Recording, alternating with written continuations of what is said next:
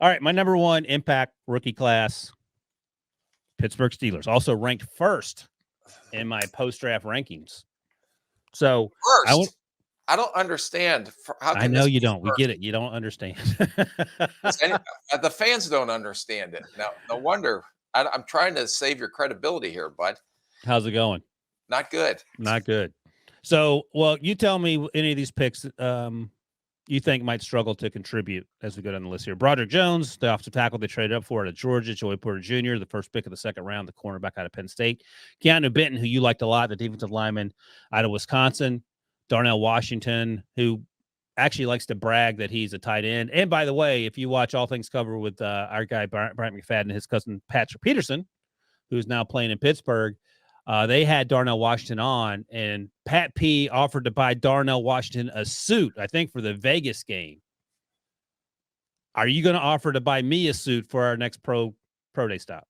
I'm just a rookie that I wasn't allowed to participate last year, so I would think that you and Debo would put your monies together to buy me a suit, just like Pat P is going to do for Darnell Washington. Why would I should get some kind of reward? I can't get Paramount Plus, but can I get a suit?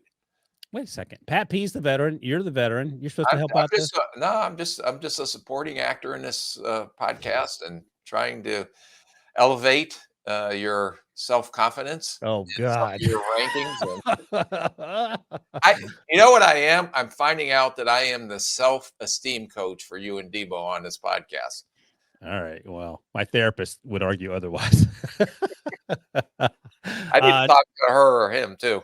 Nick Herbig, the linebacker to Wisconsin. You spoke with him about him at length on Monday while I took a little doggy break. Corey Trice, my guy, the cornerback out of Purdue, ended up going in the 7th round for some reason. Then Spencer Anderson, who played opposite Jalen Duncan at Maryland. He is tackle, could end up kicking inside to guard. Rick, I would imagine if you start at the top of this list, you're going to do a lot of check marks in terms of players as rookies who should help out early. Yes, I like this class a lot. I thought it was one of the strongest classes. So I'm actually, I don't know how you come up with your ranking of them number one, but I do agree with you.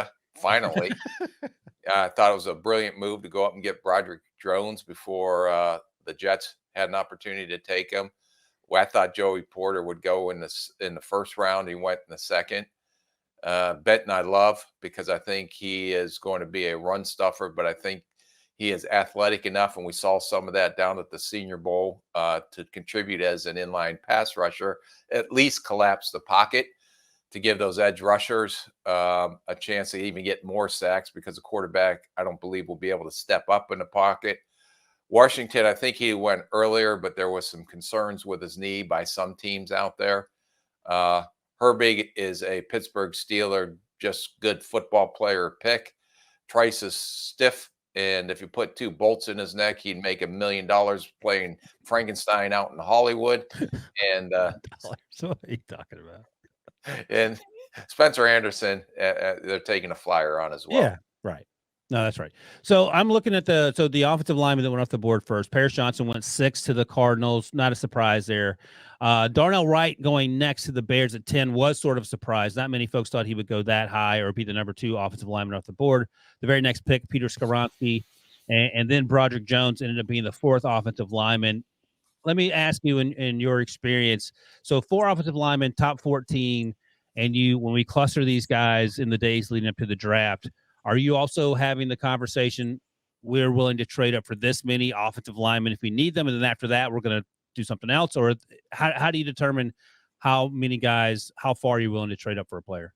Yeah, you have to look at the threats on where these offensive linemen go, and I think there was a significant drop-off after the top 4 offensive linemen. So if you're going to have to get an offensive lineman out of this draft class, you would have had to move up. You know, we got very lucky. I think it was on one of my Rick's picks on how we ended up with Darrisaw. Yeah.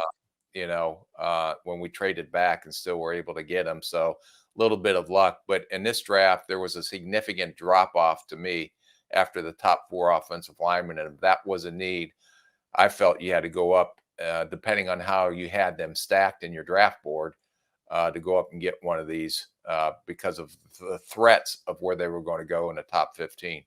Yeah, Broderick Jones goes 14. It wasn't until 13 picks later at 27 that the Jaguars took Anton Harrison, the tackle out of Oklahoma. And then the very next tackle did not go until pick 38, Matthew Bergeron out of Syracuse. And maybe he kicks inside, but he played outside of Syracuse. So he gives you that versatility. So to your point, there was some drop off, and perhaps that prompted the Steelers to move up to get Broderick Jones, who is going to have a chance to be the day one starter in the fall. We'll see how OTAs and training camp work out. All right, my next team, the Los Angeles Rams. They had what felt like 47 draft picks.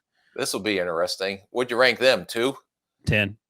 Oh my God. So this draft class is better than the Detroit draft class, better than the Carolina draft class, better than the Seattle draft class, according to your rankings. Combined. But you understand how I get these rankings? No, I don't. That doesn't make any sense to me.